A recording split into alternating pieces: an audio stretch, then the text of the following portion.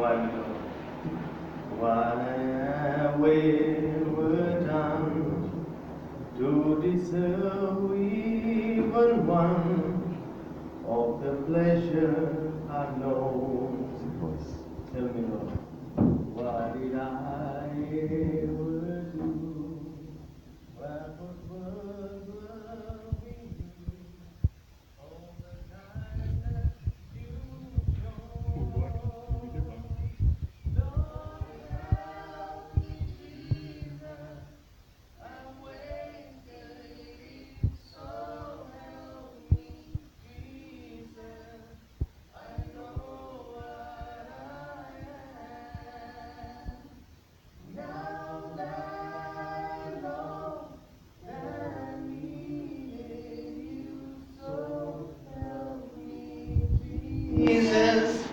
My soul's in your hands.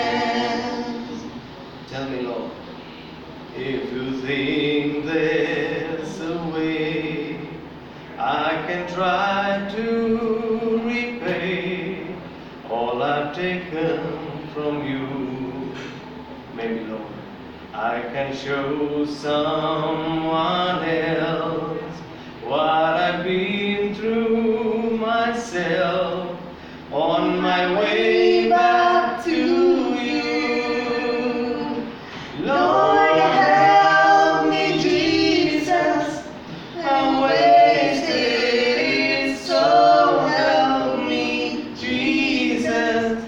I know what I am.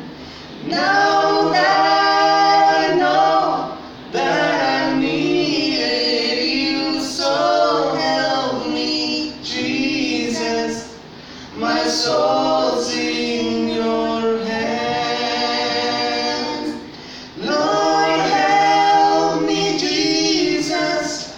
I wasted it, so help me, Jesus. I know what I am. Now that I know that I needed you, so help me, Jesus. My soul's in your hands, Jesus. My soul's in your hands. Amen. When two or more are gathered in my name, there I am also. I'll greet you all once again in the name of our Lord and blessed Savior Jesus Christ. Before I start, I'd like us to have a word of prayer. I like to kneel, so if you guys don't, so I'm going to kneel and pray.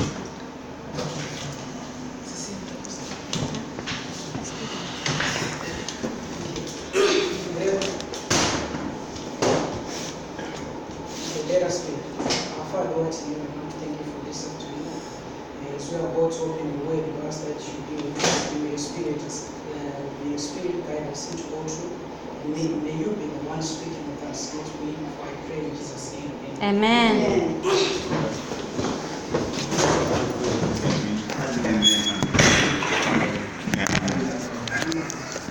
Is it okay? Yeah, you can start. No problem. The thing that I wanted to talk about is I wanted to explain what it means to love God. John 5 verse 2, it says, but we know that we love the children of God when we love God and keep His commandments. No, you can continue. Then sit down. Yeah, it's distracting. No, just sit down. It's okay. Sit down. So, Let me take it down. Yes, I okay, yeah. 1 John 5:2. So love is not saying, it's not words, it's action.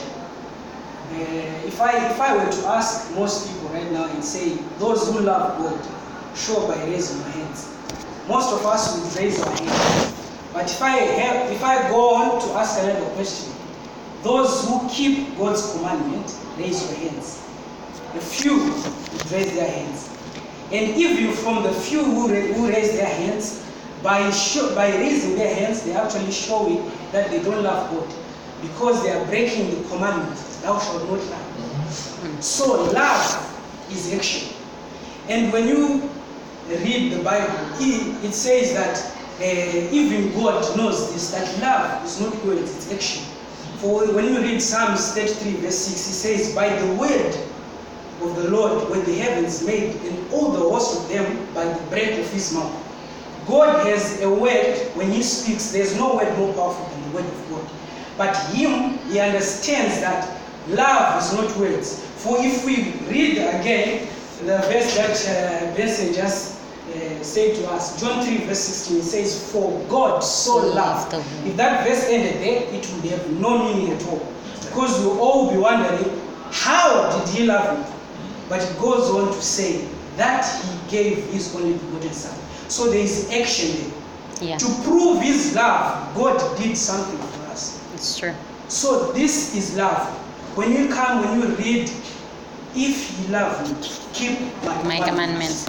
God is saying, those who love me, they keep my commandments. Now I wanted to give you a story which shows ultimate love for God. And when we read, it's from the book of Daniel. Daniel chapter 3, most of us knows this chapter. Daniel chapter 3, the Hebrew boys, when they were presented before the king, and they showed their ultimate love for God by saying we would rather die than to break God's commandments. When you read from chapter 3, verse 16 to 18, say, Shadrach and Meshach and Abednego said to the king, O Nebuchadnezzar, we are not careful to answer thee in this matter.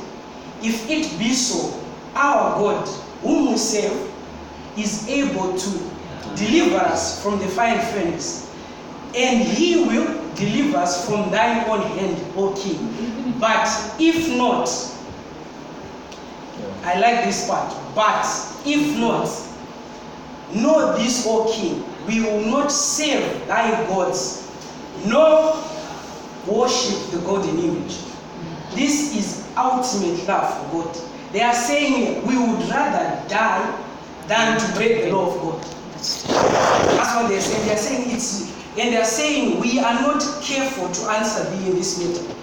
So they are telling the king, don't even waste your time. Our life is not more valuable than God. And this is love for God. And it brings back to my second point that I made, that how easy it is to love God. I want us, if you read 1 John 5 verse 3, it says, for this is the love of God, that we keep his commandments, and his commandments are not grievous. But wait a minute. This we just read in Daniel chapter 3, that the Hebrew boys, some young men, were almost burnt alive for the very commandments, for keeping these very commandments. But the Bible is saying what? These are not grievous. Now I want to give you an example to explain this. Most of us here, we have friends, relatives, and there are people, I like to think that there are people in this world which you love so much that you can offer your life for. Yeah. True or false? Yes. I can give an example of a mother and a child. Yes. The love of a mother to the child is so natural that it's better to kill the mother than for the mother to actually see the child being killed. This is because the mother loves the child. Unconditional. This is because the mother loves the child. So when you love something, it comes to a point where physical pain is bearable than to lose these persons that you love. And this is the same thing with God. Most people, we sin against God. Why? Because we do not know God. We claim that we know God, we walk with God, but we haven't walked with God. Because when you walk with God and you understand who God is, you come to a point where you see anything is useless compared to God. Come to a point where you put God higher than anything in the world, whether it be your life, your friends, your relatives, anything, because you know the value of God. That's why it is easy for Moses to say it is better to suffer with the people of God than to enjoy the pleasures of Egypt. That's true. Because he knows God. But most of us here, we have a problem that we know God from other people. We do not know God personally. No. Now, when you go back to that chapter, chapter 3 of Daniel, Nebuchadnezzar goes on to say what? Praise be to the God of Shadrach, Meshach, and And Abednego. Abednego. Why did he say that? He did not know God. So he does not claim God to be his own. He says, praise be the God of these people, not his God. For if you see in the next chapter, chapter 4, Nebuchadnezzar sins against God. So it is easy to sin against God if you don't know him. If you read Ellen White, she says that the only remedy for sin is the knowledge of God. If you know God and the value of God, you will not sin against him. Now Nebuchadnezzar goes on to have his own experience of knowing God. 7 years in the world, eating grass like an animal, to understand who God is. So when we sin is very easy when we don't know God. So if you don't want to sin, I advise, and I guarantee you, when you know God, ask God personally in your life every day, I want to know you more. And when he reveals himself to you, you understand that there is nothing more important than God in this world. And that's why David is able to say, I delight in the law of the Lord. He doesn't, most of us want to do away with the law of God because we cannot live up to the standard. But him is saying, I delight in the law of the Lord. And he also said in a passage, I was glad when they said, let us go into the house of the Lord. He's not glad when he's at church or in the house of the Lord. He's from his house, but when he just hears that we are going to the house of the Lord, he's already glad. I've experienced certain places that when I say we are going to this place, you are so happy during the way because you love. This is how David felt. He was happy when they said, let us go, not in the house of the Lord. Now think when he is in the house of the Lord. If you are happy from where you are coming from, when you enter that place, you'll be overwhelmed with joy. So this is my message today. If you love God, keep this promise. Thank you. Amen. Thank you so much. Okay. So solo music now. Yeah. Yeah, solo. Yes, she will sing. He will sing, and then we are going there. Let's sing that song after me. Wait, okay. Okay. I want to sing this song. Yes, sing for us. Titled Holy, Holy, Holy is what the angels sing. Okay. Go on. If you have your Adventist hymn, you can check in 425. And it goes like this. It goes this way. Okay. My voice, I know I don't have a good voice, but I'm just trying to. Just go on. Please make it this one time. Yeah, I'm saying. I sing in Cyprus here. So I take privilege on that. Okay. But let me see what I can do. Okay. Okay. There is singing up in heaven such as we have never known, where the angels sing the praises of the Lamb upon thy throne. Their sweet harps are never come full, and their voices always clear. Oh, that we might be more like them while we serve the Master here. Holy, holy is what the angels sing, and I